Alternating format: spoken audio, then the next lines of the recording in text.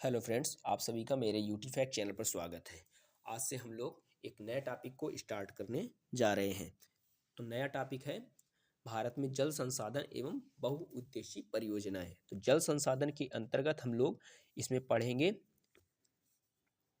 भारत में किस प्रकार के जल संसाधन उपस्थित हैं। तो जल संसाधन का जब हम लोग अध्ययन करते हैं तो इसमें मुख्यतः हम लोग धरातली जल और भूमिगत जल स्रोतों का अध्ययन करते हैं। तो भारत में जो जल संसाधन के स्रोत हैं वो मुख्यतः दो प्रकार के हैं, धरातलीय जल स्रोत और भूमिगत जल। तो धरातलीय जल के अंतर्गत मुख्यतः रखा जाता है जो सतह के ऊपर अवस्थित है। तो धरातलीय जल ऐसा जल जो सतह के ऊपर अवस्थित है, जैसे नदियों में, झीलों में और तालाबों के ऊपर जो या नदियों, झीलों, तालाबों में जो जल एकत्रित है उसे ही धरातलीय जल के रूप में वर्गीकृत किया जाता है। तो भूमिगत जल जो मृदा की जो संस्तर हैं उनके नीचे चट्टानों में जो अवस्थित जल होता है उसे भूमिगत जल कहा जाता है, जिसका हम लोग नलकूप और कुओं के माध्यम से दोहन करते हैं। तो इसको भी हम लोग समझने की कोशिश करेंगे, भूमिगत जल के बारे में और धरातली जल के बारे में। तो सबसे पहले हम लोग देखते हैं धरातली जल के बारे में। तो धरातली जल जो है ये नदियों, झीलों और तालाबों के रूप में इसको देखा जाता है। तो अब इसमें देख लेते हैं जो भारत में जो नदियां हैं उनका भारांश क्या है, जल धारण करने की क्षमता क्या है, किस नदी में कितना जल उपस्थित है।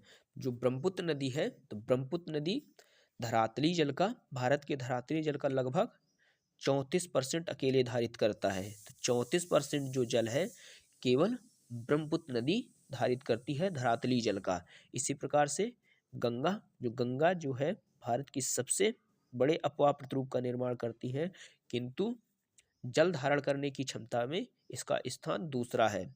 दूसरा स्थान है, तो ये लगभग 25.2% धरातली जल धारित करती है। इसी प्रकार से दक्षिण भारत की महत्वपूर्ण नदी गोदावरी, जिसे वृद्ध गंगा के नाम से भी जाना जाता है, तो ये धरातली जल का लगभग 6.4% जल धारित करती है। इसी प्रकार से सिंधु जो नदी है या सिंधु नदी तंत्र जो है भारत एवं पाकिस्तान दोनों देशों को जल की आपूर्ति सुनिश्चित कराता है। तो जो इसमें भारत में इसका धरातली जल में भार प्रतिशत है वो है 4.3%। इसी प्रकार से महानदी, तो महानदी ये उड़ीसा राज्य में मुख्यतः प्रवाहित होती है। तो इसके जल धारण करने की क्षमता है लगभग, धरातली जल का ये 3.6% धारित करती है, 3.6%। इसी प्रकार से कृष्णा जो नदी है तो ये भी लगभग 3.4% धरातली जल इसमें पाया जाता है। और जो नर्मदा नदी है ये 2.9% जल धरातली जल का ये धारण करती है। तो हम लोगों ने देखा कि ये जो धरातली जल धारण करने वाली नदियां हैं तो इनमें सबसे ज़्यादा धरातली जल जो है ब्रह्मपुत्र नदी धारित करती है। तो इसमें सबसे ज़्यादा है इसका 34%। इसके बाद गंगा नदी, फिर गोदावरी, सिंधु, महानदी, कृष्णा और नर्मदा जैसी नदियां।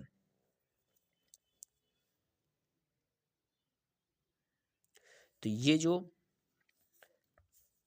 इनमें धरातली जल अवस्थित है तो इसमें सबसे ज़्यादा उपयोग जो किया जाता है जल का 80% लगभग इस जल का उपयोग कृषि क्षेत्र के लिए और उससे संबंधित क्षेत्रों के लिए 80% लगभग जल का उपयोग किया जाता है। तो जो धरातली जल है उसका लगभग 80% उपयोग कृषि एवं संबंधित गतिविधियों के लिए किया जाता है। इसके पश्चात जो धरातली जल बचता है तो उसका उपयोग जल विद्युत उत्पादन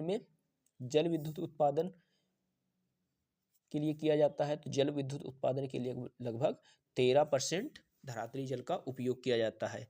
तथा जो शेष जल बचता है उसका उपयोग घरेलू कार्यों और उद्योगों के प्रयोग में लाया जाता है। तो ये हो गया धरातली जल के बारे में। नेक्स्ट वीडियो में हम लोग देखेंगे भूमिगत जल के बारे में। तो धरातली जल के अंतर्गत हम लोगों ने देखा, तो धरातली जल के अंतर्गत हम लोग मुख्यतः नदियों में जो जल अवस्थित है, झीलों में जो जल अवस्थित है और जो तालाबों में जल अवस्थित है उसको रखते हैं। तो सबसे ज़्यादा भारत में जो धरातली जल देखने को मिलता है ब्रह्मपुत्र एवं उसकी सहायक नदी वाले घाटी क्षेत्र में सर्वाधिक धरातली जल पाया जाता है, लगभग 34%। इसके उपरांत गंगा जो नदी तंत्र है उसमें 25.2% जल भारत के धरातली जल को धारित करती है। इसी प्रकार से दक्षिण भारत में जो गोदावरी नदी है वो लगभग 6.4% जल धारित करती है धरातली जल का लगभग। फिर इसके बाद हम लोग देखते हैं सिंधु नदी 4.3%, इसी प्रकार से महानदी जो है 3.6%, कृष्णा नदी 3.4%, इसी प्रकार से नर्मदा 2.9%। तो ये जो धरातली जल है तो इसका उपयोग सबसे ज़्यादा किया जाता है कृषि एवं संबंधित गतिविधियों के लिए। तो इसमें कृषि का उपयोग होता है लगभग 80% कृषि में, तथा फिर 13% उपयोग होता है इसका जल विद्युत उत्पादन में। जल विद्युत उत्पादन के लिए हम लोग जल विद्युत टर्बाइनों के द्वारा विद्युत का निर्माण किया जाता है। फिर इसके बाद जो शेष जल बचता है उसका उपयोग घरेलू कार्यों के लिए और उद्योगों में इसका उपयोग किया जाता है। तो ये हो गया धरातली जल एवं उसके उपयोग के बारे में।